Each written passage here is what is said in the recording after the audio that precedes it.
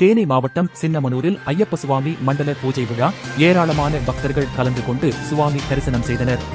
தேனி மாவட்டம் சின்னமனூரில் அமைந்துள்ள ஐயப்ப சுவாமி திருக்கோவிலில் மண்டல பூஜை விழா மிக விமர்சையாக நடைபெற்றது. இதனை முன்னிட்டு ஐயப்ப சுவாமிக்கு பல்வேறு சிறப்பு அபிஷேகங்கள் மற்றும் பூஜைகள் நடத்தப்பட்டன. விழாவில் ஏராளமான பக்தர்கள் கலந்து கொண்டு சுவாமி தரிசனம் செய்தனர். சின்னமனூரில் கடந்த 50 ஆண்டுகளுக்கும் மேலாக ஐயப்ப சுவாமி பஜனை சபை செயல்பட்டு வருகிறது.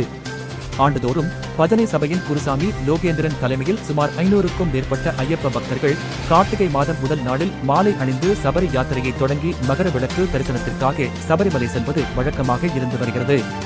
சபரிமலையில் நடைபெறும் ஐதீக பூஜைகள் போலவே சின்னமனூரிலும் ஐயப்ப சுவாமிக்கு மண்டல பூஜை நடத்தப்படுவது வழக்கம்.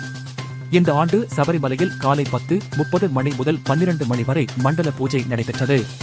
அதேபோல் சின்னமனூரில் வைக்கப்பட்டுள்ள ஐயப்பன் சிலைக்கு திருமஞ்சனம், மஞ்சள், பால், தயிர், இளநீர், பன்னீர், பஞ்சாமிர்தம், சந்தனம், விபூதி உள்ளிட்ட பல்வேறு அபிஷேகங்களுடன் ஐயப்பனுக்கு மிகவும் பிடித்த நெய் அபிஷேகமும் அழகிய புஷ்ப அலங்காரமும் செய்யப்பட்டு மண்டல பூஜை நிறைவேற்றப்பட்டது. இந்த விழாவில் சின்னமனூர் நகரம் மற்றும் சுற்றுவட்டார பகுதிகளைச் சேர்ந்த ஏராளமான பக்தர்கள் கலந்து கொண்டு ஐயப்ப சுவாமியை வழிபட்டனர். விழாவிற்கான அனைத்து ஏற்பாடுகளையும் சின்னமனூர் ஐயப்ப சுவாமி பஜனை சபை சார்பில் செய்திருந்தனர்.